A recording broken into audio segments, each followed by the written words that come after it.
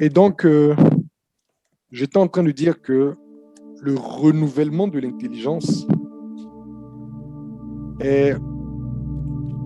c'est le pont, c'est la passerelle qui va nous permettre de passer en fait de l'ancienne façon de vivre à la nouvelle.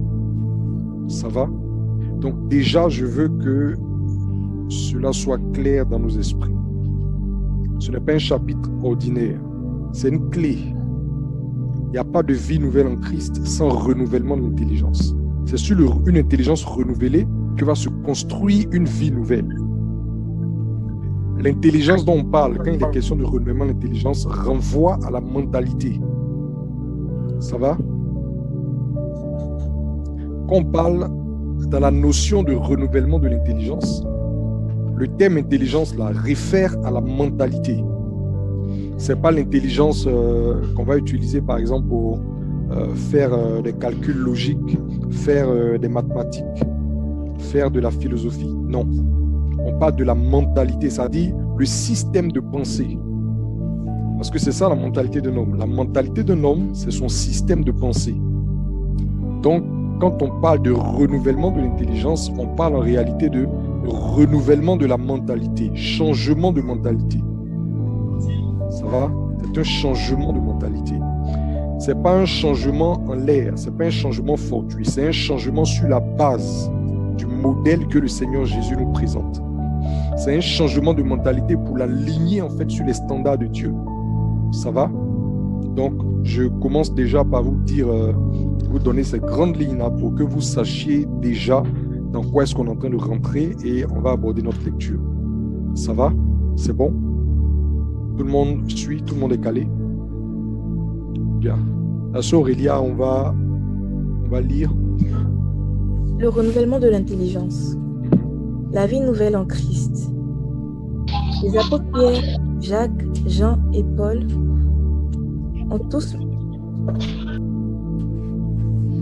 tous mis l'accent sur la nécessité absolue de nous séparer d'avec le monde par l'adoption concrète d'une nouvelle façon de vivre qui reflète la sainteté de Dieu.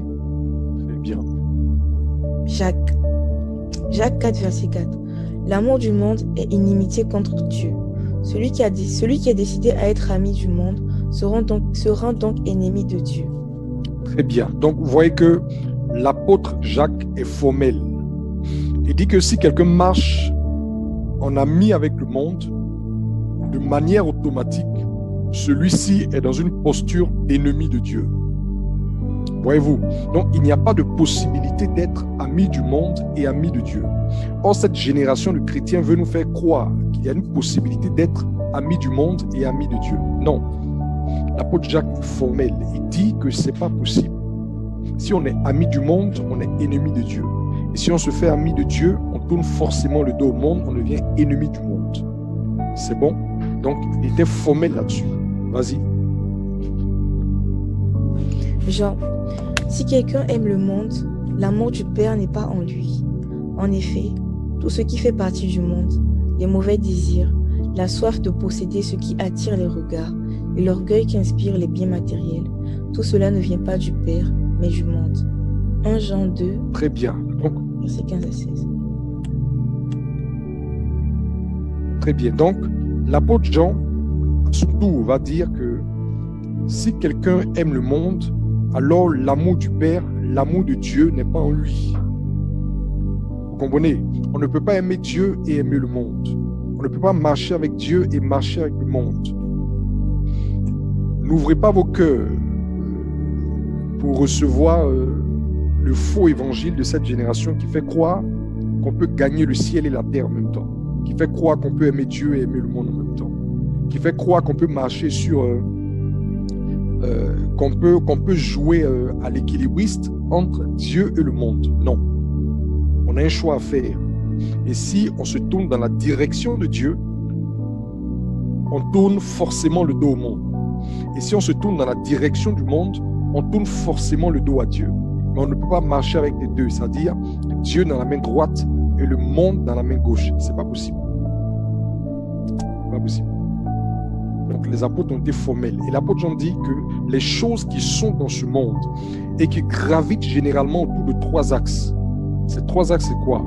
Les mauvais désirs, que la version seconde appelle la convoitise des yeux. Donc les choses qu'on désire. Voilà. Enfin, la convoitise de la chair, pardon. Ensuite, il parle de la soif de posséder ce qui attire les regards. La convoitise des yeux. Aujourd'hui, on va prêcher aux gens que lorsqu'ils voient une chose et qu'ils la convoitent, on va leur prescrire des systèmes de prière, des techniques de prière, des actions dites prophétiques pour posséder toutes les choses que leur regard convoite. Ce n'est pas de l'évangile. Ce n'est pas de l'évangile. Voyez-vous. Ensuite, il dit l'orgueil qui inspire les biens matériels.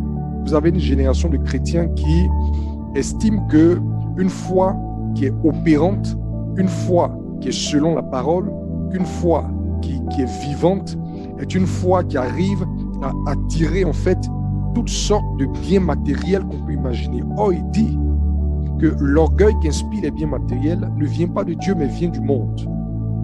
L'orgueil qui inspire les biens matériels.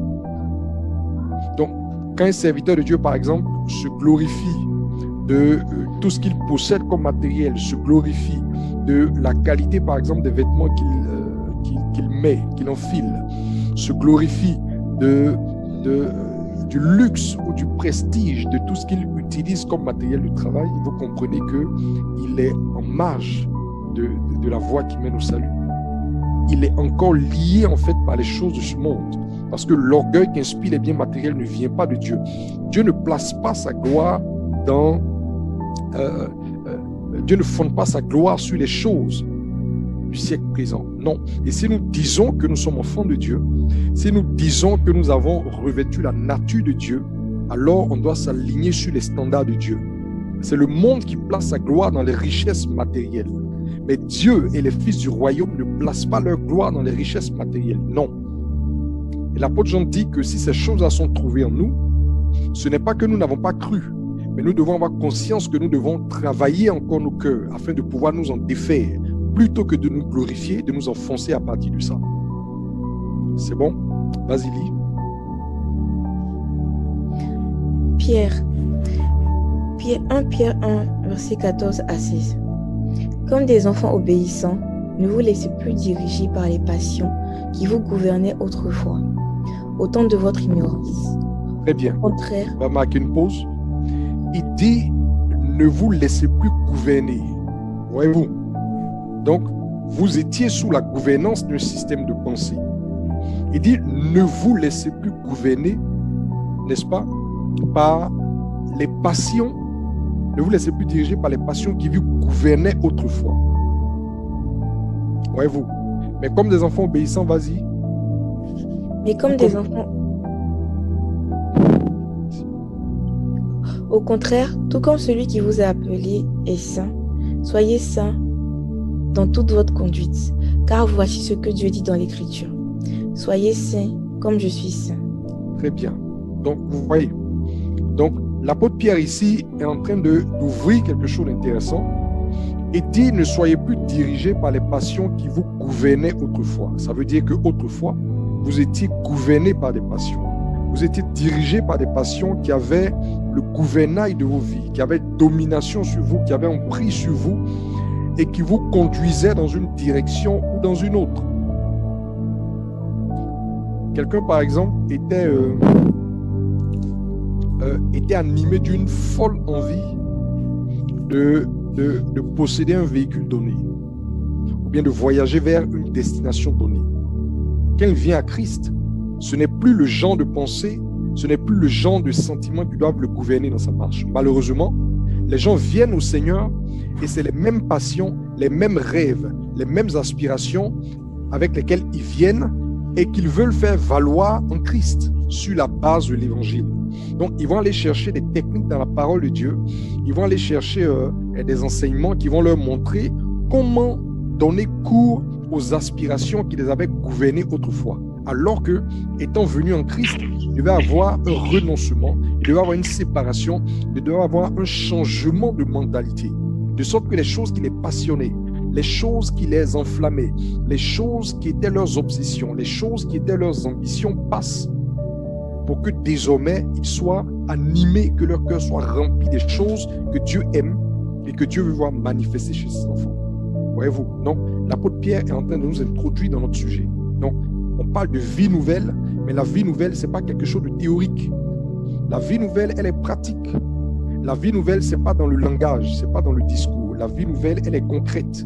Et cette vie nouvelle est fondée sur une nouvelle mentalité, parce que c'est la mentalité d'un homme qui guide ses actions. Vous comprenez? C'est la mentalité d'un homme qui guide ses actions. Vous savez que l'homme est un être pensant. Et donc, on réfléchit et on agit. C'est ça la nature humaine. On réfléchit et c'est le fruit de nos réflexions qui va nous conduire à agir d'une manière ou d'une autre. Pourquoi chacun a sa manière de réagir ou bien sa manière de traiter certains problèmes qui se présentent à lui? C'est en fonction de la manière dont sa mentalité est construite. Tout simplement. Tout simplement. C'est selon ton système de pensée que tu reçois les informations qui te parviennent, que tu les analyses et que tu établis la réponse ou l'attitude que tu juges convenable en face de la situation qui se présente. C'est ça la mentalité de l'homme. Et c'est ce qui conduit son action. Vas-y, l'apôtre Paul. Paul, Éphésiens 5, versets 8 à 11. Autrefois, en effet, vous apparteniez aux ténèbres, mais à présent, par votre union avec le Seigneur, vous appartenez à la lumière.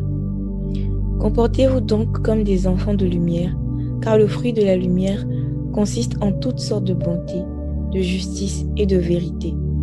Très bien. Sachez discerner ce qui est agréé de Dieu, et ne vous associez pas aux œuvres stériles des ténèbres.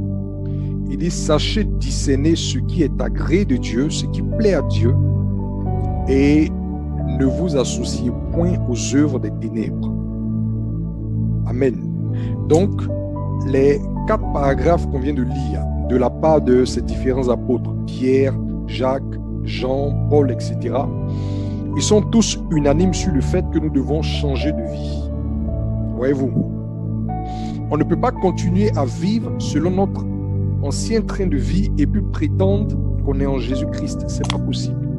Ce n'est pas possible. Dites-le à qui veut l'entendre. Quand on dit qu'on s'est engagé en Christ, quand on dit qu'on est devenu chrétien, quand on dit qu'on est désormais enfant de Dieu, ce n'est pas juste par une déclaration verbale, mais c'est par une vie nouvelle que nous manifestons de manière concrète et pratique. C'est un témoignage que nous rendons. C'est une nouvelle façon de nous conduire. Voyez-vous? Donc, quand on dit qu'on est enfant de Dieu, quand on dit qu'on est devenu fils de Dieu, c'est pas l'adoption d'une nouvelle manière de vivre à laquelle l'évangile nous appelle, à laquelle la parole nous engage. Une nouvelle manière de vivre qu'on ne nous demande pas d'inventer, mais seulement de copier sur le modèle de Dieu, parce que nous sommes des imitateurs de Dieu. Vous savez que les fils de Dieu ont pour vocation d'imiter Dieu. Vous savez que ce qui est né d'une chose, c'est un principe que je vous donne, qui est enseigné par la parole. Ce qui est né d'une chose en revêt la nature et en manifeste le caractère par principe. Ce qui est né d'une chose en revêt la nature et en manifeste le caractère. C'est en cela que vous aurez par exemple un adage qui dit que la chèvre par exemple ne peut pas enfanter d'un mouton. Ça va? Que la chèvre ne peut pas enfanter d'un mouton. On est d'accord? C'est une évidence. Cet adage veut exprimer quoi? Cet adage veut exprimer que ce qui naît d'une chose a forcément la nature de la chose. Et va en manifester le caractère. C'est évident. Donc, quand nous disons que nous sommes enfants de Dieu, tout enfant de Dieu a pour vocation d'imiter Dieu, a pour vocation de revêtir la nature de Dieu, a pour vocation de manifester le caractère de Dieu. Donc, quand l'apôtre Paul nous dit, ne vous associez pas aux œuvres des ténèbres, démasquez-les. Par contre, ce qui doit être trouvé chez vous, c'est le fruit de la lumière, parce que votre Père est lumière, et nous parle de la bonté, la justice, la vérité, tout ce que vous voulez qu'on va englober dans la grande sainteté de Dieu. C'est ça qui est la nature de Dieu, et c'est ce que nous devons manifester si véritablement nous sommes nés de Dieu. Donc, dire qu'on est né de Dieu, dire qu'on est devenu enfant de Dieu, c'est pas juste par le verbe. C'est pas un papier qu'on a comme extrait de naissance qu'on va brandir. Non. C'est pas la vie, c'est pas la nature de Dieu, c'est pas le caractère de Dieu que nous manifestons qu'il est établi que nous sommes enfants de Dieu. Vous comprenez? Mais ici, ce qu'il faut comprendre, c'est que cette nouvelle façon de vivre, ces nouveaux fruits que nous portons ne sont pas manifestés de manière spontanée. Ce n'est pas des choses qui apparaissent par le fait d'un don spirituel. Non. Ce n'est pas des choses qui apparaissent parce qu'on en a formulé le vœu dans le cœur. Non. On parle de fruits. Quand on parle de fruits de l'esprit, là, c'est ça. Et quiconque parle de fruits réfère à la culture. Parce qu'un fruit est toujours le résultat d'une culture. Un fruit n'est jamais spontané. Non. Un fruit est le résultat d'une culture. Ça veut dire quoi? On reçoit une semence, on arrose la semence, on encadre la semence, on veille à la croissance de la semence et la semence finit par porter un fruit. Vous comprenez? C'est ça le principe de la culture. Donc, quand l'Écriture parle de fruits, comprenez que ce n'est pas des choses spontanées. Ce n'est pas des choses qu'on reçoit par le fait d'un don spirituel. Non. C'est des choses dont la parole de Dieu dépose premièrement la semence en nous. La parole dépose la semence en nous. Et quand on accepte la semence, cette semence-là maintenant va être arrosée, cette semence va être entretenue par notre engagement à nous aligner sur la volonté de Dieu. On sera dans une dynamique de culture jusqu'à ce que le fruit germe, que le fruit soit manifeste, que les hommes le voient, que le ciel le voit et que ce fruit-là compte pour nous comme un témoignage en notre faveur. Vous comprenez? Mais le fruit de la lumière dont l'apôtre Paul parle, la bonté, la justice, la vérité, qui vont venir en remplacement des œuvres des ténèbres, ce n'est pas un remplacement qui va se faire de manière automatique. Ce remplacement va se faire sur le fondement du renouvellement de l'intelligence. Vous saisissez les paroles que je dis. Ça va? Je dis donc que on portait un ancien type de fruit. Et ces fruits-là ne sont pas arrivés au hasard. Ces fruits-là ont germé progressivement sur le fondement d'une mentalité qui s'est forgée en nous. Donc si aujourd'hui nous devons porter de nouveaux fruits, ce n'est pas juste parce que la parole nous a dit qu'on doit porter de nouveaux fruits qu'on va les porter. Si c'était le cas, tous ceux qui avaient déjà entendu au moins une fois la prédication de la parole seraient devenus des excellents imitateurs de Dieu. On est d'accord, non? S'il suffisait simplement d'entendre que la parole de Dieu dit que nous devons faire telle chose pour le faire, tous les auditeurs de la parole auraient été d'excellents imitateurs de Dieu. S'il suffisait d'entendre la parole pour que toute notre conduite soit selon le modèle de la parole. Mais nous devons comprendre que les choses que la parole nous engage à faire, la conduite que la parole nous engage à manifester, les attitudes que la parole nous demande d'avoir, c'est des choses qui vont se forger sur la base d'une intelligence premièrement renouvelée. Beaucoup de gens n'arrivent pas à obéir à Dieu parce que jusque-là, leur mentalité n'a pas encore été éprouvée, renversée et remplacée par une nouvelle. C'est pourquoi ils reçoivent les enseignements, mais en réalité, les enseignements qu'ils reçoivent là ne cadrent pas avec la mentalité qu'ils ont. Et donc, ils ne sont pas capables de les mettre en pratique, ils ne sont pas capables de s'engager dans un processus de porter le fruit qui est selon l'enseignement qu'ils ont reçu. Vous comprenez? Donc, la parole, on peut l'entendre. La parole, on peut l'écouter. Mais si on ne se laisse pas premièrement transformer par le renouvellement de notre intelligence, il sera difficile et presque impossible d'en venir à l'obéissance des enseignements que la parole nous donne. Beaucoup de gens disent, vraiment, homme de Dieu, on a constaté qu'on enseigne les gens, mais ils n'obéissent pas. On enseigne les gens, mais ils ne pratiquent pas. On enseigne les gens, mais les gens ne peuvent pas obéir aux préceptes de Jésus s'ils ne sont pas premièrement passés par le renouvellement de leur intelligence. Tant qu'ils ont des convictions dans la tête, tant qu'ils sont encore gouvernés par une certaine mentalité, il leur sera difficile de porter du fruit qui est selon l'enseignement de Jésus-Christ. Ce n'est pas possible. Ils vont venir à l'église, ils vont apporter des offrandes, ils vont chanter des cantiques, mais quant à manifester une vie nouvelle, quant à se trouver capable de marcher concrètement dans les voies de Dieu, parce que les voies de Dieu sont concrètes, marcher concrètement dans les voies de Dieu, s'aligner sur les enseignements de Jésus, ils ne seront pas en mesure de le faire. Quelquefois, même certains enseignements vont résonner dans leur esprit comme théoriques et impossibles à mettre en pratique. Ça vous est jamais arrivé, surtout ceux qui sont peut-être pasteurs sur la plateforme, ça vous est pas arrivé, par exemple, de parler de certains versets avec certaines personnes et puis vous disent carrément que ça là, vraiment, ça là, on ne peut pas appliquer ça. Ça t'est déjà arrivé, non? Que des gens affirment que ça là, vraiment, on ne peut pas appliquer. Mais ils ne sont pas en train de dire que Jésus ment. Mais l'univers de leur mentalité là ne peut pas appliquer ça. C'est pas possible, c'est pas applicable. La mentalité qu'ils ont là, fait que ce que tu es en train de lire des instructions de Jésus là, ce n'est pas applicable. C'est pas applicable. Et heureusement même certains ont l'honnêteté de le dire, mais il y a d'autres qui ne le disent pas. Mais pendant que tu parles là, dans leur cœur, ce que le pasteur est en train de dire là, mais lui-même il est sûr que ça là on peut faire. C'est ça. Lui-même il est sûr que ça là quelqu'un peut mettre en pratique. Mais lui-même il est sûr que ça lui-même peut faire. En fait, pourquoi les gens réagissent comme ça? Ils réagissent comme ça parce qu'ils sont encore toujours dans le moule de la mentalité qu'ils avaient avant de venir à Christ. Et cette mentalité-là, il y a des choses qui sont absurdes pour elle. Il y a des choses qui sont utopiques pour elle. Il y a des choses qui sont un non-sens pour elle. Elle ne pourra pas le faire. Voyez-vous?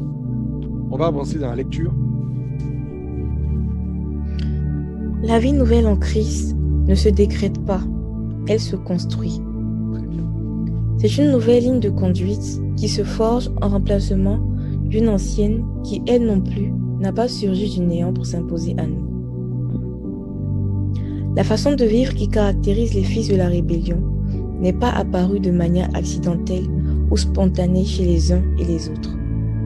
Elle s'est progressivement mise en place comme un édifice que chacun a construit sur le fondement d'une mentalité corrompue. Très bien. En fait, qu'est-ce qu'on est en train de dire? On est en train de dire que la vie nouvelle est fondée sur une mentalité nouvelle. C'est ce qu'on est en train de dire. La vie nouvelle n'a pas deux fondements, elle n'a pas trois fondements. Le fondement d'une vie nouvelle, c'est une mentalité nouvelle. Pourquoi?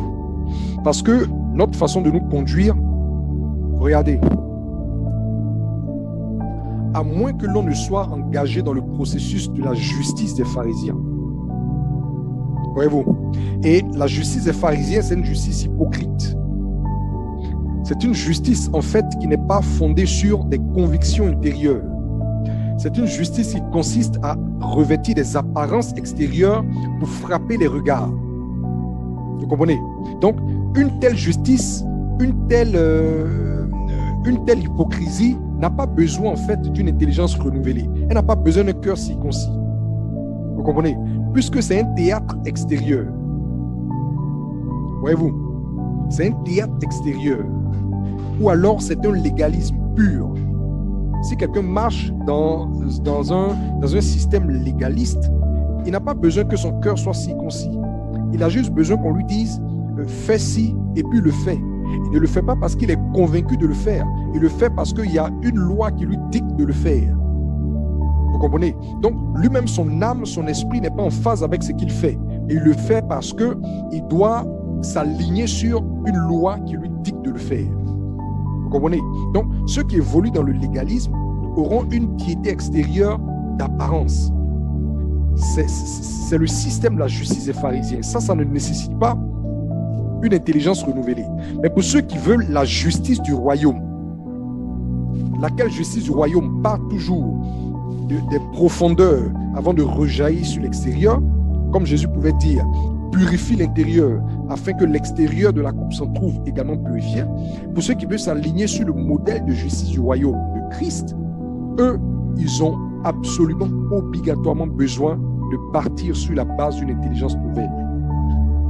Vous comprenez? Sur la base d'une intelligence nouvelle. C'est le principe. Vous comprenez? Et c'est sur cette intelligence nouvelle-là que le fruit de l'obéissance va germer. Que les fruits de l'obéissance vont germer. Les fruits de l'obéissance vont germer. Si la parole de Dieu est semée dans une intelligence qui n'est pas renouvelée, il n'y a pas de fruit d'obéissance qui germe.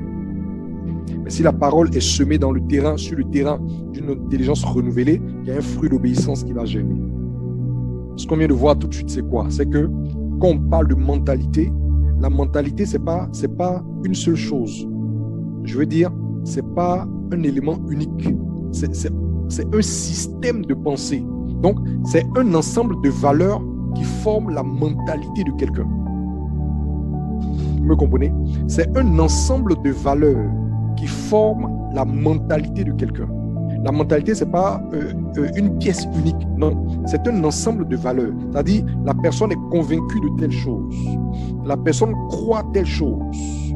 La personne, après avoir fait des expériences, a fini par adopter telle conviction. Donc, c'est toutes les convictions que nous avons, toutes les certitudes que nous avons. Le mélange de tout ça, là, c'est ça qui forge la mentalité d'un individu. Donc, dans une mentalité, il y a plusieurs compartiments. Vous comprenez? Donc, quand on parle de renouvellement de la mentalité, c'est un travail progressif. Ça ne se fait pas en un clic de doigt.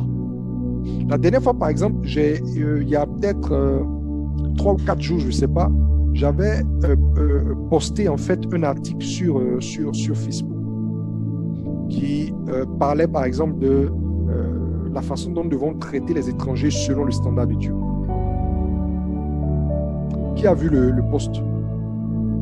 Qui a vu le post? Ok. Vous voyez que dans le post là, qu'est-ce que le post met en évidence? Le post présente le standard de Dieu en matière de cohabitation entre les étrangers et les autochtones. Vous voyez, non? Bien. Si quelqu'un reçoit cela, qu'est-ce que ça va produire? Ça va produire chez lui un renouvellement de l'intelligence, mais dans le domaine qui concerne sa façon de voir les étrangers. Est-ce que vous comprenez? Pas forcément sa manière de se conduire vis-à-vis de ses parents, non. Pas sa manière de se conduire vis-à-vis de son époux, non. Mais sa manière de se conduire vis-à-vis de qui? Des étrangers. Est-ce que vous comprenez?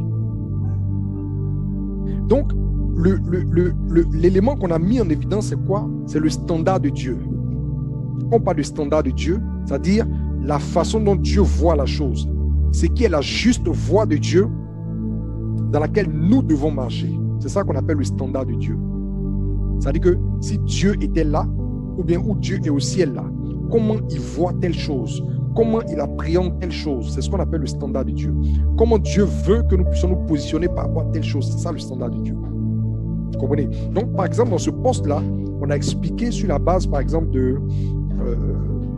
des prophéties d'Ézéchiel, même pas expliqué, on a juste mis ce que Dieu a dit pour dire, voici comment Dieu regarde les étrangers, voici ce que Dieu estime qui doit être le droit des étrangers au milieu des autochtones, voici que Dieu estime que si par exemple des gens sont venus s'installer durablement sur un territoire et qu'ils ont même eu des enfants là, ça veut dire qu'une autre génération est en train de naître, on doit véritablement leur faire de la place et accepter qu'ils partagent avec nous l'héritage de la terre, etc. Voilà le standard de Dieu. Donc, si par exemple tu étais chrétien, mais malgré le fait que tu sois chrétien, tu avais encore une façon dure de regarder les étrangers, tu les jalousais, tu estimais par exemple que les étrangers viennent nous voler, par exemple, notre travail. Dans tous les pays, c'est pareil. Dans tous les pays, c'est pareil. Les gens estiment que les étrangers viennent leur voler les emplois. On estime que les étrangers viennent, à cause des étrangers, les choses deviennent bizarres, les choses deviennent compliquées. Dans tous les pays, c'est pareil. Mais si tu es chrétien, par exemple, que tu as compris cet élément-là, qu'est-ce que ça va venir faire? Ça va venir produire en toi un renouvellement de ton intelligence. Ça ne va pas renouveler toute ton intelligence, mais la partie de ta mentalité qui concerne les rapports avec les étrangers, là, ça doit venir corriger ça. Parce qu'un enfant de Dieu s'aligne sur les voies de Dieu. Bon. Maintenant, si tu rejettes ça, on comprend que Dieu n'est pas ton père. Parce que si Dieu est ton père, que lui te dit que voici comment lui voit la question de l'immigration de façon naturelle, tu fais quoi? Tu t'alignes. C'est pas ça? Tu t'alignes. Si tu dis que Dieu est ton père, tant que tu es dans l'ignorance, il n'y a pas de problème. Est-ce que vous voyez? Tant que tu es dans l'ignorance, il n'y a pas de problème. Mais le jour où Dieu te révèle que mon fils ou bien mon enfant, voici comment je vois la façon dont tu dois te conduire vis-à-vis des étrangers. Le jour où Dieu te révèle ça, là, tu embrasses ça et ça vient corriger quelque chose dans ta mentalité. Ça t'emmène maintenant à voir les choses comme Dieu voit. Ça, c'est un élément pratique du renouvellement de l'intelligence. Quand Dieu te révèle, par exemple, que tu es étranger et voyageur sur la terre, si tu acceptes cela, ça va venir déconstruire en toi la mentalité, par exemple, que tu avais de vouloir te faire un nom, de vouloir amasser toutes les richesses possibles, de devoir devenir célèbre, de devoir te battre, par exemple, pour figurer sur la première page, par exemple, de Paris Match ou bien de Forbes, etc., de vouloir être cité par les DJ, enfin, parce que maintenant, il y a des DJ même carrément dans les églises. Vous comprenez? Donc, quand on parle de façon concrète de renouvellement d'intelligence, de changement de mentalité, il y a plusieurs compartiments. Voyez-vous, il y a plusieurs compartiments. C'est comme une maison avec plusieurs pièces. Et on doit démolir les pièces les unes après les autres. Démolir les pièces les unes après les autres en adoptant le standard de Dieu. C'est tout. Donc, à mesure que nous étudions la parole, on découvre les voies de Dieu. On découvre les standards de Dieu. Et chaque fois que tu découvres un nouveau standard de Dieu pour un domaine précis et que tu adoptes ce standard-là, ça vient faire quoi? Ça vient renouveler une portion de ton intelligence par rapport au domaine en question. Et c'est maintenant cette intelligence renouvelée-là. Si par exemple, tu reçois un enseignement donné qui vient dans ce domaine précis, tu n'auras pas de mal à porter du fruit de l'obéissance par rapport à cet enseignement parce que l'enseignement est venu tomber dans une intelligence renouvelée par rapport au domaine. Ce soir-là, je veux que ce principe-là soit clair dans vos esprits. Est-ce que vous voyez?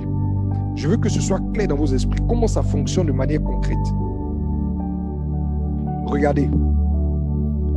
Si vous avez une femme, par exemple, qui est rentrée dans le mariage avec une certaine mentalité, elle est chrétienne, hein? De toute façon, c'est ce qu'on voit tout le temps. Elle est chrétienne, ou bien il est chrétien. La dame, elle est rentrée dans le foyer avec une certaine mentalité. Et cette mentalité, par exemple, c'est que il n'y a pas de... Les hommes ne sont pas sérieux, par exemple. C'est la mentalité qu'elle a toujours eue. Vous comprenez? C'est la mentalité qu'elle a toujours eue. Et elle a rejoint l'église. Elle est venue dans le Seigneur et elle est toujours animée de cette mentalité-là. Vous comprenez? Elle est toujours animée de cette mentalité. Vous croyez que quand vous allez lui enseigner comment elle doit se conduire, comment elle doit faire confiance à son époux, comment elle doit être un avec son mari, comment par exemple ils doivent être capables de gérer leurs biens en commun, etc., selon la volonté de Dieu. Vous croyez qu'elle peut véritablement porter du fruit de l'obéissance par rapport aux enseignements que vous donnez sur le mariage? Elle ne pourra pas. Pourquoi? Parce qu'elle a déjà une certaine mentalité par rapport à l'union conjugale. Vous comprenez? Donc, tous ses faits et gestes, toutes ses réactions, toutes ses attitudes seront calquées sur ça. Quand tu vas venir, par exemple, lui dire que la jalousie est une œuvre de la chair, quand tu vas venir lui enseigner que la jalousie est une œuvre de la chair, que la jalousie n'est pas une bonne chose, etc., tu crois que l'enseignement que tu as venir donner là, tu crois qu'elle va se défaire de la jalousie? Tu crois qu'elle peut se défaire de la jalousie sur la base de l'enseignement que tu donnes?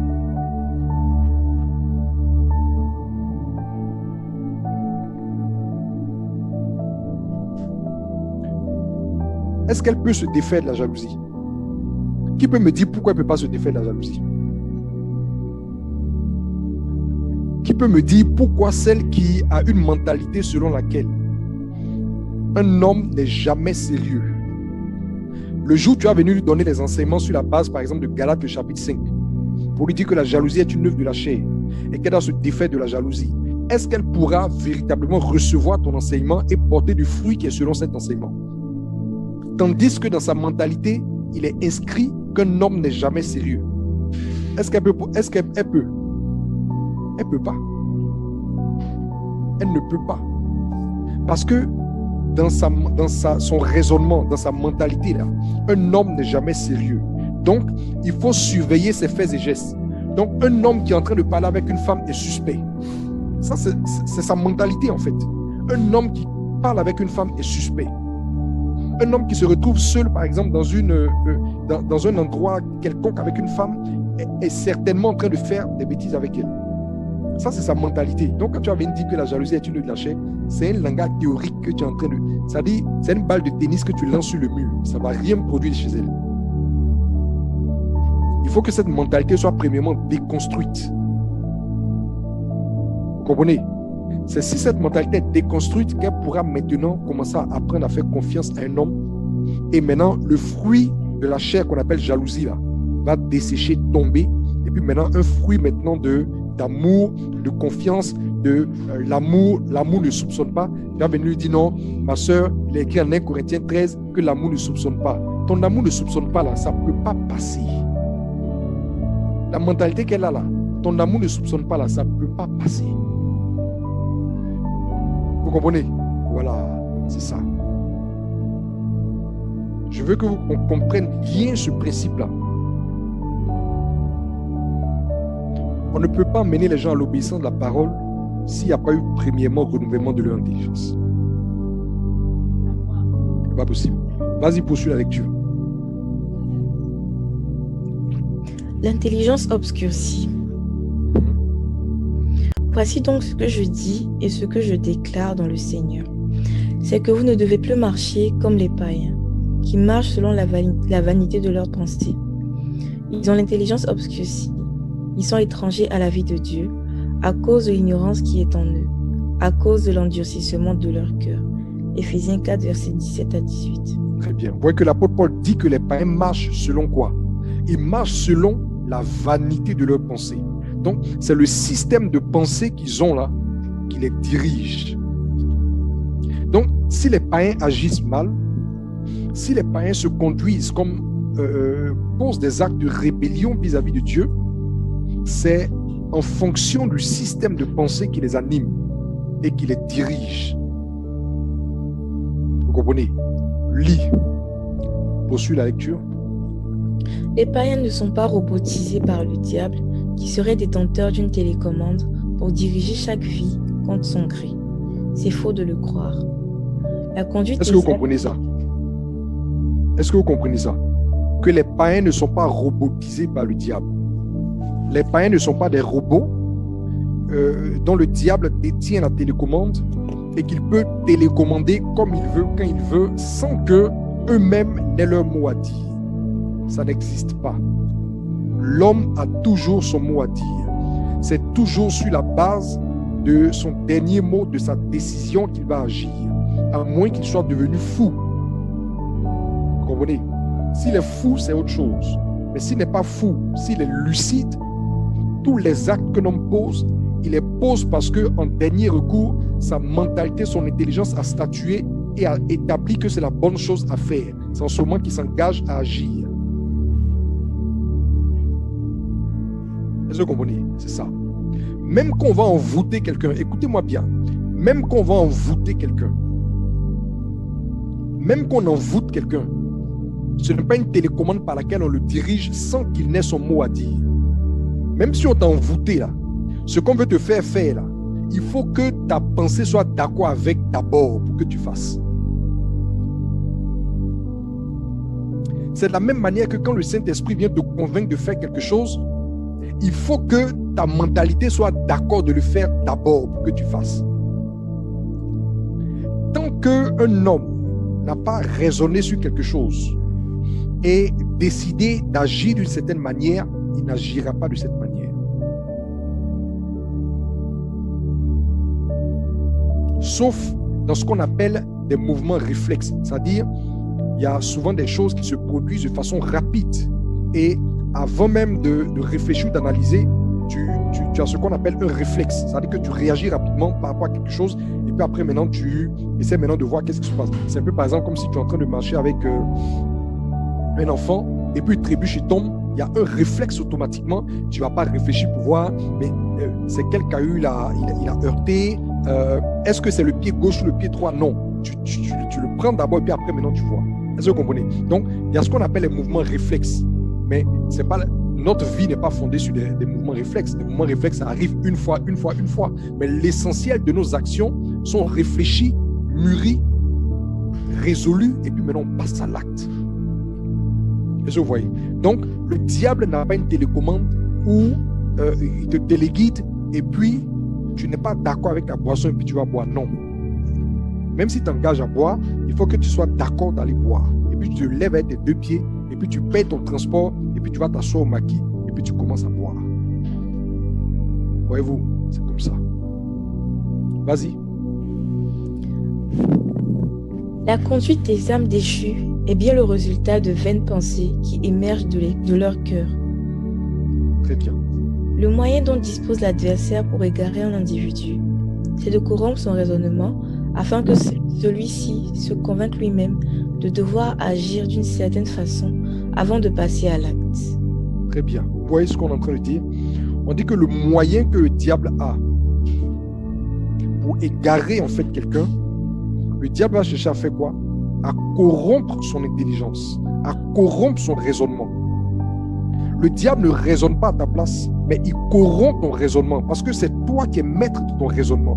Mais le diable peut corrompre ton raisonnement en te soufflant des choses. Le diable va venir te souffler des choses à l'oreille. Et ces choses que tu entends là vont venir maintenant pour faire quoi? Pour corrompre ton raisonnement, pour t'amener à réfléchir d'une certaine manière plutôt que d'une autre. Voilà. Voilà. Donc, est-ce que, regardez, je vais vous donner un exemple pratique avant qu'on ne lise ce qui s'est passé dans le jardin d'Éden. Vous savez que souvent, un ami peut venir vous voir. Prenons deux personnes qui sont par exemple dans le monde. Deux personnes, même il y a ça dans l'église aujourd'hui. Un ami vient vous voir et puis il vous propose de faire quelque chose. Suivez-moi bien. Hein? Il vous propose de faire quelque chose. La chose n'est pas bien. Il vient vous proposer de faire la chose. Tout de suite, vous regardez, vous dites non, ça là, moi je ne peux pas faire. Vous comprenez? C'est-à-dire que quand il vous a proposé de faire la chose, votre esprit, votre pensée a saisi la chose. Vous l'avez analysé, vous l'avez pesé, analysé, et puis vous avez estimé que ça, ce n'est pas la bonne chose à faire. Donc vous dites non, ça là, mon ami, ça là, je ne peux pas faire. Et puis, il vous donne maintenant une petite information. Ah, mon gars, le truc là, c'est que je ne t'ai pas dit, c'est que si on fait ça là, c'est un cash de 2 millions. Hein. Est-ce que vous comprenez? Dès que cette information arrive, le système de raisonnement change. C'est-à-dire que les paramètres, c'est comme s'il a déréglé en fait ta mentalité. Il vient d'introduire de nouveaux paramètres qui vont faire que le résultat final maintenant qui va sortir là est différent du premier résultat qui était là. C'est-à-dire que quand tu avais analysé ce qu'il te demandait de faire, sans le chèque de 2 millions, la conclusion que tu as tirée, c'est que ce n'est pas la bonne chose à faire. Mais quand l'information de 2 millions est venue, ça, c'est venu maintenant pour faire quoi? Pour renverser maintenant la manière de penser. Et puis tu estimes que, mon cher, vraiment, c'est pas trop ça, mais les temps sont trop durs. Allons-y, on va faire. Ouais, non, c'est comme ça que le diable travaille. Est-ce que ton ami t'a attaché? Est-ce que ton ami t'a attaché pour aller? Est-ce que ton ami t'a attaché avec une corde pour aller poser l'acte? Ton ami ne t'a pas attaché pour aller poser l'acte. Est-ce que ton ami a mis un revolver sur ta tempe pour aller poser l'acte? Il n'a pas mis un revolver sur ta tempe. Tout ce qu'il a fait, c'est de te distiller en fait certaines informations, de faire miroiter certaines choses qui sont venues maintenant désorienter, corrompre ton raisonnement et t'emmener toi-même à te résoudre à faire ce qu'il ne faut pas faire. Voilà comment le diable corrompt l'intelligence des gens. Voilà comment le diable procède. comment le diable procède. Donc, ce n'est pas que le diable réfléchit à ta place, non. Le diable connaît les convoitises du cœur de l'homme. Le diable sait ce que le cœur de l'homme veut. Donc, le diable va venir apporter des petites propositions qui vont dans le sens des aspirations de l'homme charnel. Et une fois que tu entends qu'il y a tel avantage au bout, il y a tel gain au bout, il y a telle chose que tu vas gagner, automatiquement, ça va corrompre ton raisonnement. Et ce qui n'était pas bon, tu vas trouver une excuse pour pouvoir le faire. Tu vas trouver que c'est ce qui est désormais sage de faire. Voilà comment le diable agit. Sinon, le diable ne téléguide personne. Le diable n'attache pas quelqu'un pour le tirer comme un bouc. Non. Le diable lui distille des choses. Le diable lui communique des choses. Et puis l'individu lui-même se bat avec jusqu'à tomber dans le piège. Vas-y. Que s'est-il passé dans le jardin d'Éden? Il passait dans le jardin d'Éden. Le serpent dit à la femme, « Dieu a-t-il réellement dit, vous ne mangerez pas de tous les arbres du jardin ?» La femme répondit au serpent, « Nous mangeons du fruit des arbres du jardin. Mais quant au fruit de l'arbre qui est au milieu du jardin, Dieu a dit, vous n'en mangerez point, et vous n'y toucherez point de peur que vous ne mouriez. » Très bien. Genèse 3, 1 à 3. Très bien. Donc, vous voyez que le diable vient et demande à la femme. Il dit, est-ce que Dieu a réellement dit, est-ce que Dieu vous a réellement interdit de toucher au fruit de l'arbre de la connaissance du bien et du mal? La femme répond de manière claire. Qu'est-ce qu'elle dit? Elle dit effectivement, nous mangeons du fruit de tous les autres arbres, mais quant au fruit qui est au milieu du jardin, Dieu a dit, vous n'en mangerez point et vous n'y toucherez point de peur que vous ne mouriez. Ça veut dire quoi? Ça veut dire que l'homme et la femme avaient une certaine mentalité dans le jardin. Cette mentalité, c'était que le fruit de l'arbre de la connaissance du bien et du mal était un poison mortel. Ça, c'était leur mentalité. Est-ce que vous comprenez? Quand ils étaient dans le jardin, là, leur mentalité, c'était que, et cette mentalité était fondée sur la parole que Dieu leur a dit. Parce que ce n'est pas eux c'est pas après avoir mené des enquêtes, mais c'est Dieu qui leur a donné l'information. C'est Dieu qui leur a dit que si vous mangez du fruit de cet arbre-là, vous mourrez. Donc, ils ont accepté la mentalité que la parole de Dieu leur a communiquée. Donc, ils regardaient le fruit de l'arbre de la connaissance du bien et du mal comme un poison mortel. Et aussi longtemps qu'ils le regardaient comme un poison mortel, ils n'allaient pas s'approcher. Donc, leur mentalité même les disposait à faire quoi? À rester dans l'obéissance au principe de Dieu. Parce que dans cette mentalité-là, le fruit-là était un poison mortel. Donc, aussi longtemps que c'était ça leur mentalité, ils étaient disposés à obéir et à ne pas s'approcher. Poursuis la lecture. La femme n'a pas touché au fruit de la connaissance du bien et du mal, aussi longtemps qu'elle le perçut comme un poison mortel, suivant l'intelligence que la parole de Dieu lui avait communiquée. Le diable qui voulait l'emmener à désobéir savait que le seul moyen d'y parvenir était de renverser la conception qu'elle avait des choses. Et c'est bien ce qu'il entreprit de le faire. Très bien. Regardez. Est-ce que, tant que Ève était convaincue que le fruit là était un poison mortel, est-ce que si le diable lui disait « va manger », elle allait manger? Elle ne pouvait pas. Elle ne pouvait pas aller manger tant que elle le regardait comme un poison mortel. Oh, le diable voulait lui faire manger le fruit. Mais il savait que tant que cette dame-là regarde le fruit comme un poison mortel, elle ne le mangera pas, quelles que soient les propositions que je vais lui faire. Donc, il faut que je change le regard qu'elle a du fruit. La mentalité que Dieu a construite chez elle, sur la base de sa parole, là. Il faut que je déconstruise cette mentalité pour en construire une autre sur la base de ma parole. En ce moment-là, je pourrais l'amener à faire ce que je veux qu'elle fasse, sur le fondement de la nouvelle mentalité. Est-ce que vous comprenez? Je veux qu'on comprenne bien la démarche du diable. Je veux qu'on comprenne très bien la démarche du diable. Le diable sait que tant que Ève regarde le fruit comme un poison mortel, il ne peut jamais la convaincre de manger. Le seul moyen de l'amener à manger, c'est de l'amener à regarder le fruit autrement que comme un poison mortel. Donc, qu'est-ce qu'il va faire? Il faut qu'il apporte une information qui va saboter la parole de Dieu et déconstruire la mentalité qui résultait de cette parole-là et la remplacer par une mentalité qui est selon lui l'information qu'il va donner. Donc, voici en fait la ruse. Voici la ruse que le diable a eue et qu'il a employée. Lisons.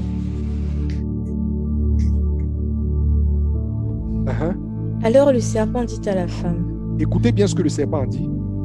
vous ne mourrez point, mais Dieu sait que le jour où vous en mangerez, vos yeux s'ouvriront et que vous serez comme des dieux, connaissant le bien et le mal. Est-ce que vous comprenez ce que je viens d'expliquer là? Est-ce que vous voyez? Est-ce que vous voyez? Le diable répond à la femme du tic au tac. Il dit, vous ne mourrez point. Est-ce que vous comprenez? Donc, ça, c'est pour déconstruire en fait la mentalité du poison mortel. Vous ne mourrez point. Donc, la parole de Dieu a produit une certaine mentalité chez eux. Il va détruire, il va déconstruire cette mentalité en disant, c'est faux, vous n'allez pas mourir. Mais moi, je vous dis que le jour où vous mangerez de ce fruit-là, vos yeux vont s'ouvrir et vous allez voir comme Dieu. Nouvelle mentalité. Est-ce que vous comprenez? Nouvelle mentalité. Donc, il commence d'abord par détruire la première mentalité et maintenant, il va forger une nouvelle sur la base d'une information que lui, maintenant, il donne. Si vous mangez, vos yeux vont s'ouvrir, vous allez voir comme Dieu. C'est parce qu'il sait ça que par jalousie, il ne veut pas que vous mangez. Une nouvelle mentalité va naître sur la base de cette information, sur la base de la parole du serpent. Vas-y. Cette sorte de rectificatif que l'adversaire a soufflé aux oreilles de la femme avait pour objectif d'obscurcir son intelligence ou corrompre sa mentalité afin qu'elle raisonne autrement pour finalement agir en conséquence. Très bien. Afin qu'elle raisonne autrement pour finalement, parce que le diable sait que si elle raisonne autrement vis-à-vis du fruit, elle finira forcément par agir selon le nouveau raisonnement. Est-ce que vous comprenez? C'est le principe. Elle va agir selon le nouveau raisonnement. Et donc, regardez maintenant, après avoir reçu la communication du diable, regardez maintenant ce que la mentalité de la femme est devenue. Vas-y, il faut lire. La femme vit que l'arbre était bon à manger et agréable à la vue, et qu'il était précieux pour ouvrir l'intelligence. Elle prit de son fruit et en mangea. Est-ce que vous voyez? Donc, la femme regardait le fruit comme un poison mortel. On est arrivé à quoi? La femme vit que le fruit était beau, agréable à manger et précieux pour ouvrir l'intelligence. Sur la base de quoi elle a eu cette nouvelle mentalité? Sur la base de la parole que le diable a soufflé à ses oreilles. La parole de Dieu lui avait dit que ça, c'est un poison mortel. Le diable est venu et dit, c'est faux. Ce fruit-là, il est très bon pour ouvrir ton esprit. Dès qu'elle a accepté cette parole-là, elle a eu un nouveau regard, une nouvelle approche. À partir de ce moment, le diable n'avait plus à se fatiguer. C'est elle-même qui allait s'empresser d'aller cueillir pour manger. Est-ce que vous avez appris qu'on dit le diable cueillit le fruit et il força dans la bouche de Ève? Non. Il est venu faire un travail au niveau de la mentalité. C'est là, ça se passe là. Et puis elle-même, elle a sauté sur la chose pour aller manger. Poursuis la lecture. Vous voyez bien que c'est le nouveau regard qui lui a inspiré, le discours du serpent, qui a instruit Ève de cueillir le fruit et d'en manger. La conduite de l'homme est bien le fruit de son système de pensée. Très bien. Donc, voilà le schéma. Donc, le diable ne téléguide personne. Le diable travaille à corrompre nos raisonnements. Vous avez vu que l'apôtre Paul disait que les païens marchent selon quoi? Selon la vanité de leurs pensées. Donc, le travail du diable, c'est de produire justement des vaines pensées chez eux. Et il sait que la vaine mentalité là va les emmener à agir selon lui, de manière rebelle à Dieu, de manière opposée à la volonté de Dieu. Donc, le diable n'est pas fou. Le diable travaille au niveau de la mentalité et puis maintenant toi-même tu produis maintenant les fruits de la mentalité corrompue. Il agit sur ton système de pensée et puis tu produis maintenant le fruit maintenant du système de pensée corrompu. Donc c'est de la même manière que quand Dieu maintenant va vouloir te prendre des ténèbres pour t'emmener maintenant la lumière là, il faut que le même travail là soit fait à l'inverse. Que la mentalité corrompue soit renouvelée et que maintenant sur le fondement de la nouvelle mentalité, maintenant obéis maintenant aux instructions de Christ deviennent aisées pour toi. voyez le principe? C'est ça le schéma. Poursuivons la lecture. On va voir avec... La trahison de Judas Iscariote. oui. Dans l'évangile selon Luc, il est rapporté ce qui suit à propos de la trahison de Judas Iscariote. Satan entra dans Judas, surnommé Iscariote, qui était du nombre des 12. Et Judas alla s'entendre avec les principaux sacrificateurs sur la manière de le leur livrer.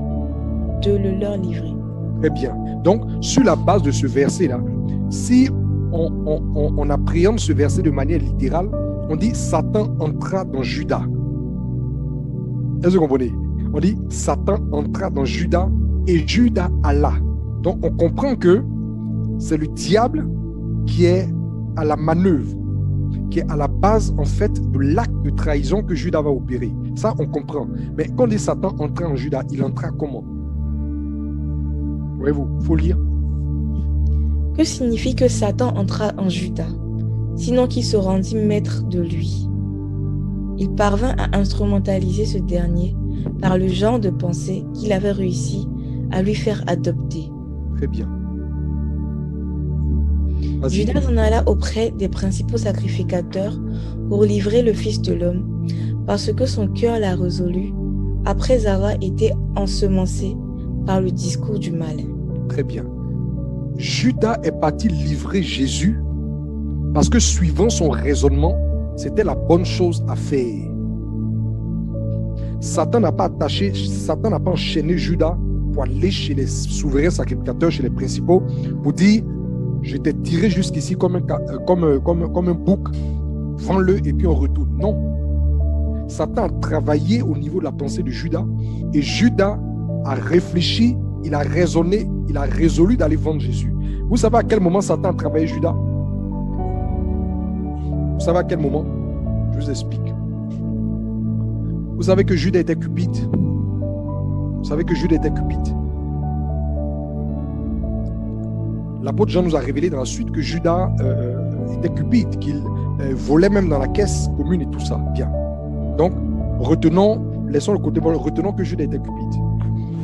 Quand il y a eu l'épisode de comment on appelle ça, du repas qui a été servi au Seigneur Jésus à Béthanie, dans la maison de Lazare. La sœur de Lazare, Marie, c'était 6 jours avant la fête de Pâques, une semaine avant Pâques. Vous pouvez voir ça en Jean le chapitre 12. La sœur de Marie va venir faire, la sœur de Lazare, Marie, est venue faire quoi? Elle est venue, elle a ouvert un parfum de nard et elle a répandu ce parfum de grand prix là sur le Seigneur. Ça va? C'est ce qui s'est passé. Bien. Et à ce moment-là, Judas va se plaindre de ce que on aurait pu faire quoi? Vendre le parfum. Suivez très bien le film. On aurait pu vendre le parfum, gagner de l'argent et utiliser ce revenu pour faire quoi? Pour aller assister les pauvres. Vous comprenez? Donc, Judas a fustigé l'action de la femme. Judas s'est trouvé frustré de ce que voici une belle somme d'argent qui venait de lui échapper. Je suis en train de vous montrer comment le diable a manipulé concrètement Judas. Quand on a versé le parfum là, ça dit, pour parler un peu dans un langage terre à terre, c'est un peu comme si le cœur de Judas est coupé. Parce qu'il venait de rater une occasion de se faire de l'argent dans lequel il allait éventuellement piocher pour aller régler des problèmes certainement qui étaient là. Donc Judas n'était pas content. Maintenant, quand Judas a exprimé son mécontentement, quelle a été la réaction du Seigneur? Je vais vous faire suivre le film pour que vous compreniez bien. Quelle a été la réaction du Seigneur sur cette affaire de parfum de nard? Qu'est-ce que Jésus a dit? Il a dit Qui se souvient? Non, la sœur, laisse. Oui, vas-y, Richard. Ou bien la sœur Cathy, tu veux répondre? Tu as voulu répondre? Si je me souviens bien, Jésus, il a dit que vous avez toujours les pauvres avec vous. Et après, exactement, je m'en souviens de la suite. D'accord. Il a dit qu'elle avait effectivement posé une bonne action et que l'acte qu'elle avait posé était effectivement pour sa sépulture. Mais en ce moment, quand il parlait de sépulture, les disciples ne comprenaient pas. Mais en résumé, Jésus a dit que la femme a posé une bonne action et que de toute façon, si leur souci c'est d'assister les pauvres, c'est de veiller sur les pauvres, ce qui n'est pas mauvais, mais ils ont toujours les pauvres avec eux. Mais ce jour-là, l'acte de la femme était exactement ce qu'il avait lieu de faire, et d'ailleurs cet acte avait une portée prophétique. En fait, la réponse que Jésus a donnée et qui a donné tort à Judas, Judas ne l'a pas accepté. Vous comprenez? Judas ne l'a pas accepté. Il n'a pas gommé ça, comme on le dit dans notre jargon. Dans le jargon, il n'a pas accepté ça. Et quand vous allez lire maintenant dans l'évangile de Matthieu, on vous explique que c'est au sortir du domicile de Lazare que Judas est allé rencontrer les principaux sacrificateurs parce qu'il avait été frustré sur l'affaire du parfum de nard. Donc, en fait, qu'est-ce qu'il voulait faire? Comme Jésus s'est mis du côté de la dame et qu'ils se sont coalisés ensemble pour le priver de cet argent-là, lui, il va leur montrer quelque chose. C'est Jésus même qui va aller. Comme Jésus est d'accord pour qu'on gaspille l'argent là, alors que lui, il en a besoin, ce Jésus-là même là, lui, de toute façon, il sait comment il va avoir de l'argent. Ils n'ont qu'à rester dans l'affaire de prophétie et de sépulture là. Ils vont voir. Il s'est levé, il allait rencontrer les principaux. Il dit, vous, regardez bien, hein, il dit, vous, que me donnerez-vous et je vais vous le livrer. Non seulement ça, la femme vient de gaspiller de l'argent, je parle, et puis il prend sa défense. Ok. Vous, que me donnerez-vous et je vais vous le livrer. On va te donner telle somme. Ok, marché conclu. En fait, son caractère cupide et le fait qu'il se soit trouvé vexé et offensé dans cette affaire de parfum de nard l'a fait qu'il s'est levé. En fait, voilà comment le diable a instrumentalisé. Ce n'est pas que Judas avait de la haine pour Jésus, non. Ce n'est pas que Judas était ennemi de Jésus, non. Mais sur l'action qui s'est passée, le diable a réussi à retourner son raisonnement pour l'amener à faire quoi? Aller livrer le Fils de l'homme. Parce qu'il avait besoin de cet argent. Ah, Judas, cet argent-là, il faut ça. Parce que c'est difficile, c'est chaud. Bon, voilà une occasion que tu avais de l'avoir tranquillement sans que personne ne puisse avoir de problème. Mais regarde ce que ton maître lui-même, regarde ce que le Seigneur lui-même vient de faire. Il s'est rendu complice de ce que la femme a fait. La seule solution que tu as là, c'est d'aller négocier les sacrificateurs pour faire quelque chose. Voici en fait le genre de raisonnement qui est en train de trottiner dans l'esprit de l'homme et qui l'ont conduit à aller vers. Sinon, Satan ne l'a pas enchaîné. Donc, on vous dit que Satan entrait en Judas. Voici comment le diable a manœuvré. C'est pourquoi, quand maintenant on a arrêté Jésus et qu'il s'est rendu compte que c'était une affaire de condamnation à mort, qu'est-ce qui s'est passé? Automatiquement, il a fait quoi? Il a regretté. Ça veut dire que l'action qu'il a posée là n'était pas fondée en fait sur une haine qu'il avait cultivée depuis longtemps à l'égard de Jésus. C'est sur un coup de tête, parce qu'il avait été instrumentalisé sur le moment par l'adversaire. Donc il a agi sur un coup de tête. Et dès qu'il a vu que ça tournait mal net, il a commencé à regretter son action. Mais c'était trop tard. Vous comprenez? C'était trop tard. Donc voici comment le diable manœuvre. Et voici comment les fils de la rébellion agissent. C'est pourquoi Dieu va le juger. Si c'était le diable, si le diable tirait les gens comme des moutons, Dieu n'allait pas nous juger. Dieu allait juger le diable qui nous a tirés comme des moutons et puis c'était fini. Mais Dieu sait que le diable vous a proposé, mais vous aviez le dernier mot. Et si vous avez accepté ces propositions, vous avez réfléchi et trouvé que c'est ce qui était convenable de faire en l'opposé de ma parole, alors je vous juge sur la base de votre désobéissance à ma parole. Voilà. C'est clair. C'est bon? Donc pour ce soir, c'est ici que l'exposé va s'arrêter. On a encore 15 minutes jusqu'à 22h pour prendre des questions éventuelles. Le vendredi, on va aborder la suite. Et puis voilà, s'il plaît à Dieu, on va certainement finir le vendredi. Mais aujourd'hui, je voulais surtout qu'on comprenne le principe de base. que quand on parle de vie nouvelle en Christ, vie nouvelle en Christ, vie nouvelle en Christ, elle ne peut être construite que sur une intelligence renouvelée. L'obéissance à la parole qui nous a enseigné là ne peut germer que si nous recevons la semence de la parole dans une terre nouvelle, une terre défrichée. C'est le principe. Une mentalité corrompue, enseignez-lui la parole pendant des heures et des heures, elle ne va pas porter le fruit de l'obéissance. Pourquoi? Parce que quand ce sera le moment d'agir, son raisonnement sera toujours conduit par la mentalité obscurcie que l'adversaire a produit chez elle.